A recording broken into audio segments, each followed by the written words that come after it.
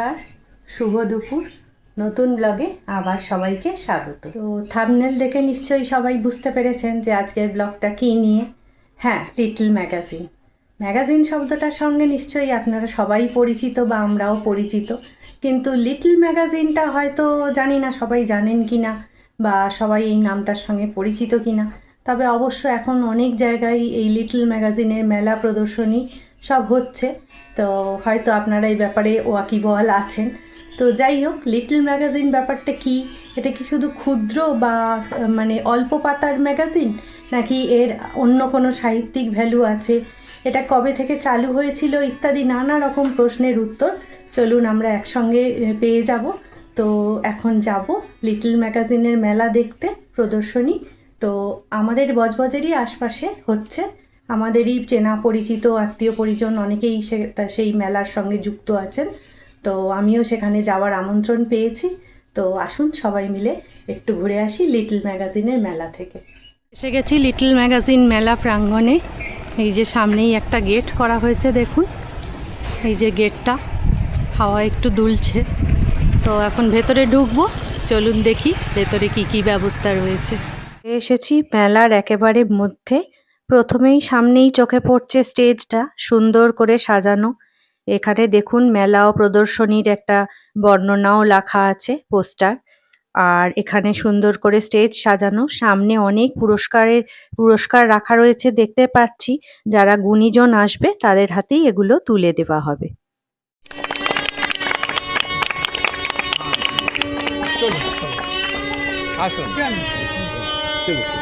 Little magazine মেলার উদ্বোধন হয়ে গেল। আমাদের মাস্টারমশাই শ্রী মানবেন্দ্র বাবু এই মেলার উদ্বোধন করে আমাদের সকলকে ভেতরে আহ্বান জানালেন। আহ্বান করছি শ্রীমতী কবিতা অধিকারীকে উদ্বোধনী সঙ্গীত পরিবেশনায়। কবিতা অধিকারী। কিছু বলবো না, আমার সঙ্গীত জীবনের হাতে করি হচ্ছে মানবীর ডাক উপেক্ষা করতে না পেরে আজকে এসেছি। যদিও আমি খুব ভালোবাসি এসব অনুষ্ঠানে যোগদান করতে, কিন্তু করা হয় না। আমি একটা স্কুল চালাই, সেজন্য হয় না। শনিবার রবিবার বিশেষ কাজ থাকে। তো দিদি আমাকে তো যজ্ঞে, একটা জগতে আনন্দ যজ্ঞে ডেকেছেন, ওই হিসাবে বাঁশি বাজাবার নিমন্ত্রণ করেছেন। আমি শুরু করি আনন্দ যজ্ঞের একটি গান।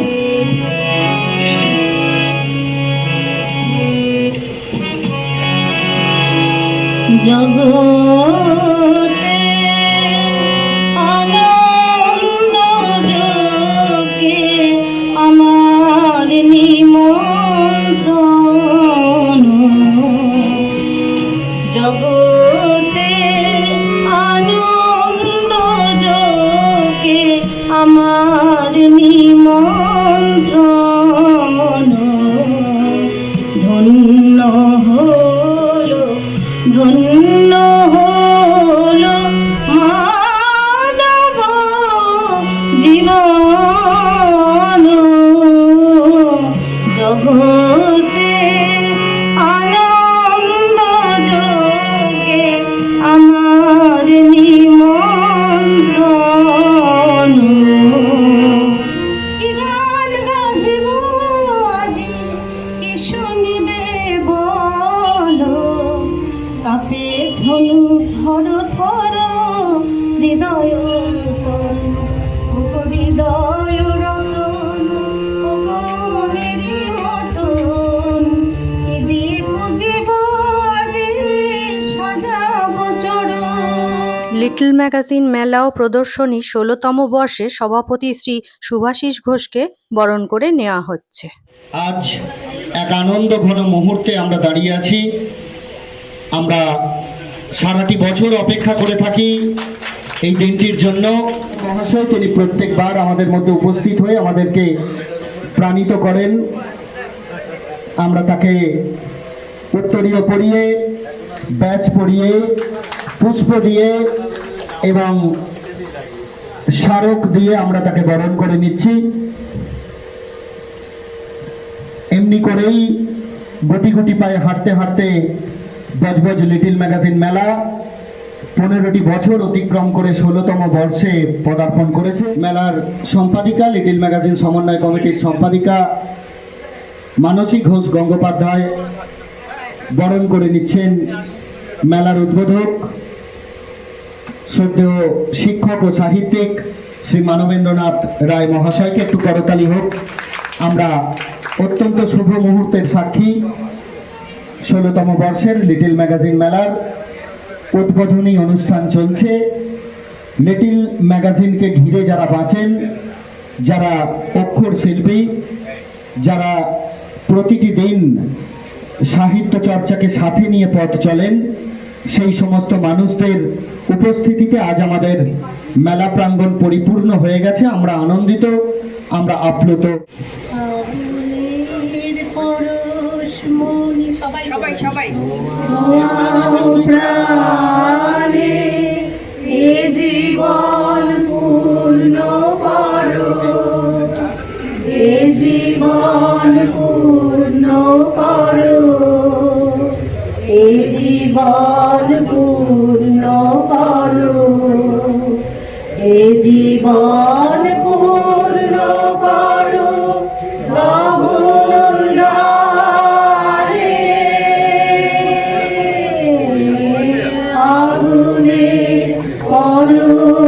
মনি ছোঁয়াও প্রাণে। ষোড়শ লিটিল ম্যাগাজিন মেলার এই আনন্দমুখর সন্ধ্যায় বারে বারেই মনে পড়ছে তাদের, যারা আমাদের মধ্যে ছিলেন কিন্তু আজ আর নেই। বিগত কয়েকটা মাসের মধ্যেই আমরা হারিয়েছি শ্রদ্ধেয় মহসিন্দা বিজয় কুমার চট্টোপাধ্যায়, মোহন মণ্ডল এবং সৌম্য সেনগুপ্তকে। এই মুহূর্তে এরা অনিবার্যভাবে বড়ই প্রাসঙ্গিক। লিটল ম্যাগাজিন মেলা ও প্রদর্শনী উদ্বোধনী অনুষ্ঠানের মঞ্চে উপবিষ্ট আছেন মেলার মাননীয় উদ্বোধক শ্রদ্ধেয় শিক্ষক শ্রী মানবেন্দ্রনাথ রায়। শিক্ষক তো কোনোদিন প্রাক্তন হয় না, শিক্ষক আজীবন শিক্ষক। আমরা কালকুট বা শরৎচন্দ্র চট্টোপাধ্যায় সে নামে হোক ছদ্মনামে হোক, তারা কিন্তু ছোট ছোট পত্রিকা দিয়ে শুরু করে আজকে তারা বিশাল বড় সাহিত্যিক হয়েছেন, অনেক বড় পুরস্কার পেয়েছেন। এবং লিটল ম্যাগাজিন একটা এমনই প্ল্যাটফর্ম যেটা সমস্ত মানুষকে এক জায়গায় আনার চেষ্টা করে এবং প্রতিভাকে প্রস্ফুটিত করে। সব থেকে বড় কথা যে মানুষের যে অন্তরের যে সত্তা, তার যে বিকাশ হওয়ার একটা মাধ্যম হলো লিটল ম্যাগাজিন। চারা গাছ, কিন্তু সেটা বট গাছের সমান, সেটা মহিরুও হয়ে থাকে। আমি তো সুনীল গাঙ্গুলি, শীর্ষেন্দু মুখোপাধ্যায়, শক্তি চট্টোপাধ্যায়, নিমাই ভট্টাচার্য, কবি মুকুল গুহ, এদের সঙ্গে তো দিনের পর দিন প্রেস ক্লাব কলকাতায় আড্ডা দিয়েছি। সবাই কিন্তু এসছেন ওই লিটল ম্যাগাজিন থেকে। আর লিটল ম্যাগাজিনের ইতিহাসটা আমি দেখছিলাম, এ নিয়ে যে গবেষণাগুলো হয়েছে, লিটল ম্যাগাজিন এসছে কিন্তু ইশতেহার থেকে, লিফলেট।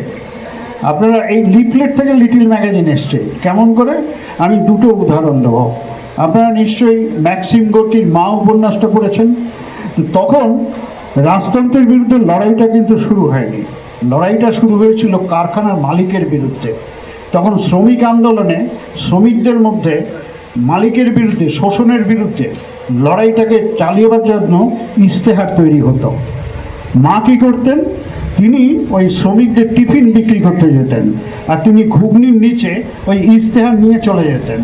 আর তখন শ্রমিকদের টিফিন দেওয়ার সময় ওখান থেকে বার করে ইশতেহারটা দিয়ে দিতেন।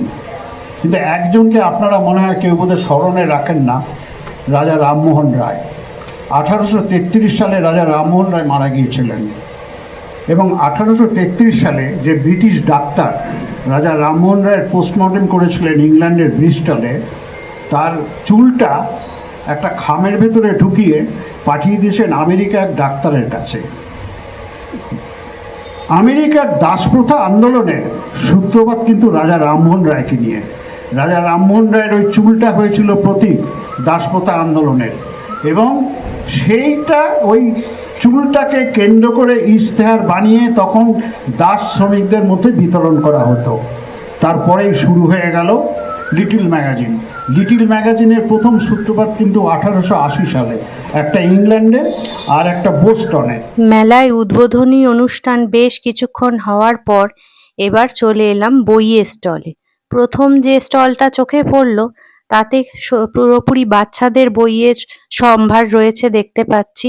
দারুণ দারুণ মজাদার সব বই, আর প্রত্যেকটি বইয়ের প্রচ্ছদপটটাও খুবই সুন্দর। প্রত্যেকটা বাচ্চার বেশ আকর্ষণীয় হয়ে উঠবে এই বইগুলো। একটু কিছু বলবেন আপনার স্টল নিয়ে, কি ধরনের বই আছে?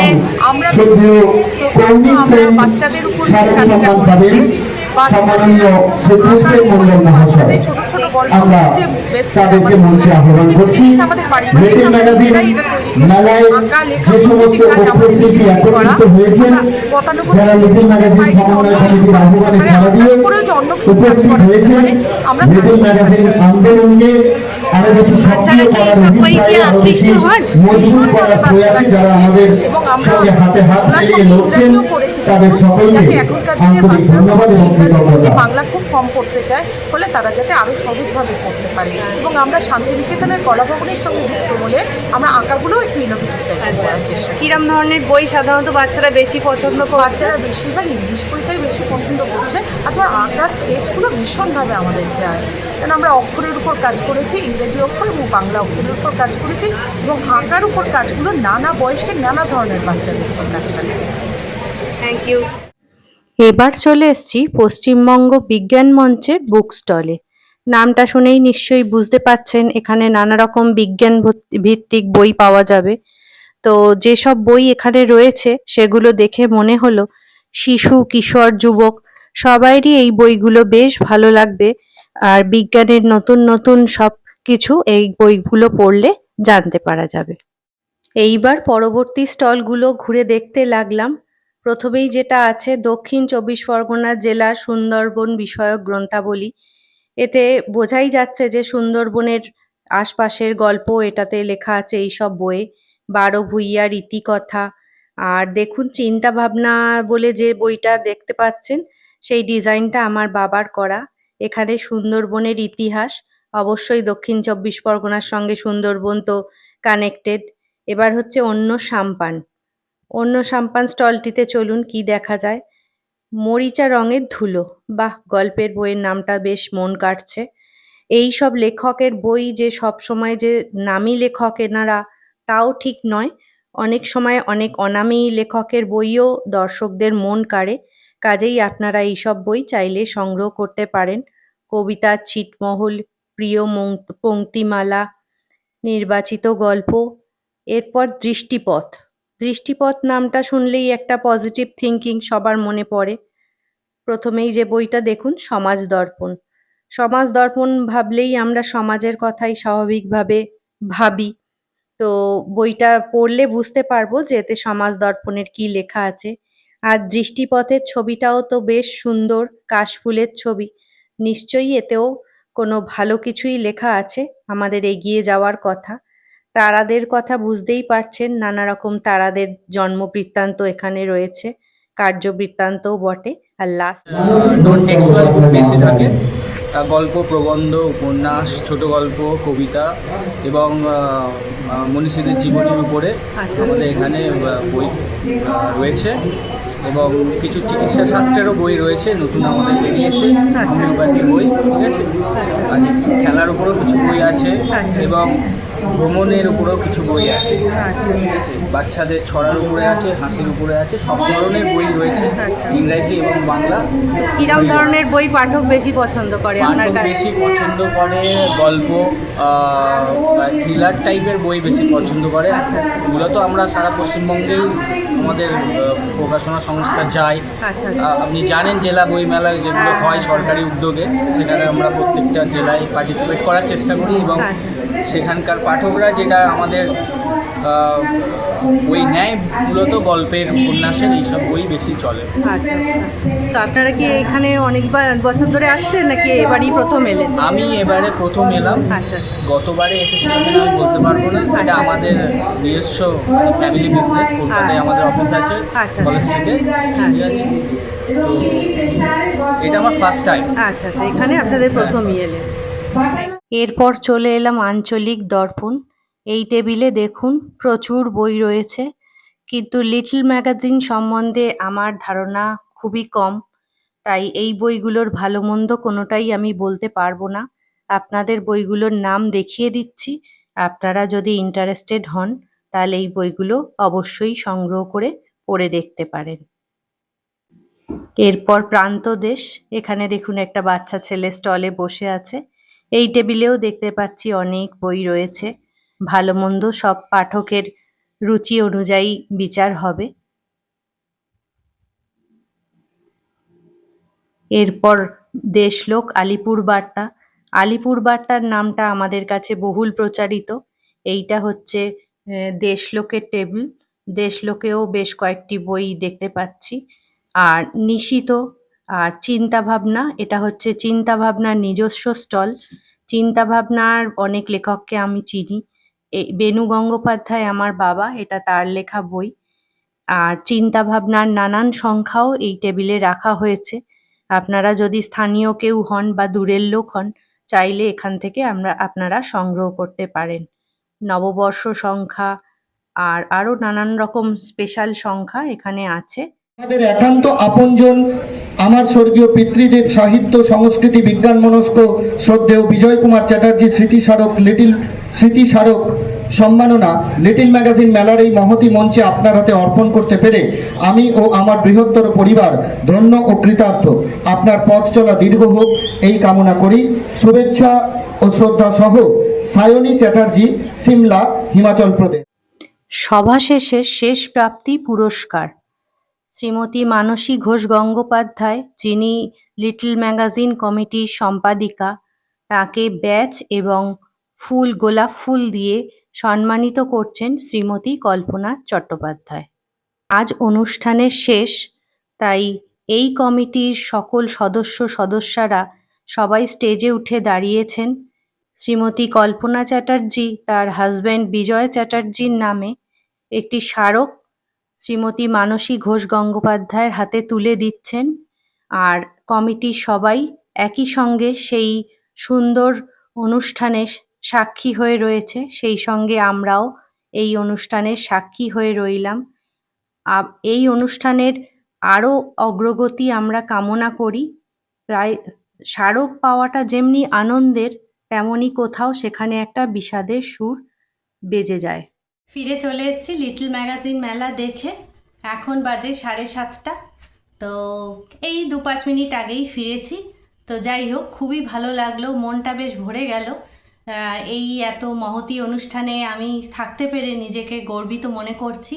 নিজের সত্যিই খুব ভালো লাগছে যে এখন যখন সমাজ অনেকটা অবক্ষয়ের পথে চলেছে, সমাজের যুবক যারা আছেন বা বাচ্চারা শিশুরা যারা আছে, তারাও যেখানে শুধুমাত্র গেম খেলা নিয়েই অনেকটা সময় কাটিয়ে দেন, সেই সময়ে দাঁড়িয়ে এরকম একটা সুন্দর অনুষ্ঠান বা বাচ্চাদের জন্য বা যুব সমাজের জন্য বা সব রকম পাঠকদের জন্যই এত সুন্দর একটা অনুষ্ঠান সত্যিই প্রশংসার দাবি রাখে। তো যাই হোক, নেহাত খুব ছোট অনুষ্ঠানটা হয়নি, অনুষ্ঠানটার সব কিছু পরিবেশনায় অত্যন্ত ভালো ছিল আর অত্যন্ত উচ্চ মার্গের অনুষ্ঠানটা হয়েছে। অনেক গুণীজনের এখানে সমাবেশ ঘটেছিল, অনেক গুণীজন তাদের বক্তব্যও রেখেছেন, তার কিছু আপনাদের জন্য আমি ধরে রেখেছি ভিডিওতে। যাই হোক, পুরো অনুষ্ঠানের সবটুকু তো আর ধরে রাখা সম্ভব নয়, তাই জন্য কিছু আপনাদের জন্য ধরে রেখেছি। যাই হোক, আপনাদেরও হয়তো এটা দেখে খুব ভালো লাগবে। আর আমি যেটা আমার ছোট মনে, ক্ষুদ্র মনে আমি যেটা বুঝতে পেরেছি, লিটল ম্যাগাজিন বলতে যে শুধু ছোট বই, অল্প পাতার বই তা নয়। লিটল ম্যাগাজিন একটা স্বাধীন চেতা একটা পত্রিকা, স্বাধীন চেতা একটা ম্যাগাজিন, যেখানে যেটা মানে নিজের কারোর ওপর সে মানে কারোর খবরদারি বা কারোর প্ররোচনায় প্ররোচিত হয় না, এইটুকুনি আমি যা বুঝেছি। তো বাচ্চাদেরও অনেক বই ছিল, বেশ ভালো ভালো বই ছিল। আমি যেহেতু ছোট বাচ্চাদের পড়াই, সেই হিসাবে তার মধ্যে থেকে 3টে বই আমি সংগ্রহ করেছি। আরও অনেক বই ছিল কেনার মতো, কিন্তু আমার এখন সেইটা কেনার মতো সময় ছিল না, বা আরও বেশিক্ষণ থাকলে হয়তো আরও কিছুটা ডিটেলসে আমি আরও জানতে পারতাম। তো আমারও একটু তাড়া ছিল বাড়ি ফেরার। তো যাই হোক, সেই 3টে বই আপনাদের দেখিয়ে দিই, তাহলে আপনাদেরও নিশ্চয়ই খুব ভালো লাগবে। এই 3টে বইয়ের একটা হচ্ছে এই যে কাটু বৃত্তান্ত। কাটু বৃত্তান্ত এটা হচ্ছে সুজাতা রায়ের লেখা। এটা একটা কাটু বলে একটা বাচ্চা ছেলের গল্প। তা আশা করি এটা পড়তে বাচ্চাদের, যে কোনো বাচ্চাদেরই খুব ভালো লাগবে।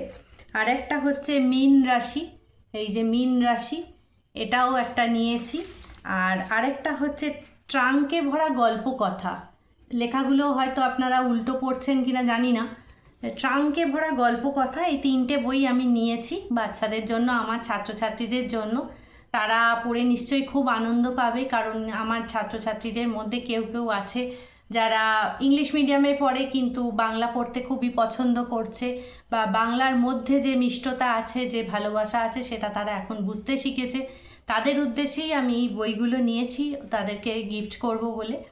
তো যাই হোক, এরকম অনুষ্ঠান যেন সব জায়গায় হয় আর বারবার হয়, তাহলে আশা করি আমরা আমাদের যুব সমাজ বা আমাদের ছোট বাচ্চারা যে অবক্ষয়ের পথে চলে যাচ্ছে, বা বাংলাকে যারা ভুলে গেছে, বা নিজের দেশের গর্ব যেটা, নিজের দেশের ঐতিহ্য যেটা, সেটাকে যারা পেছনে ফেলে রেখেছে, তারা নিশ্চয়ই সেগুলোকে আঁকড়ে ধরবে আবার।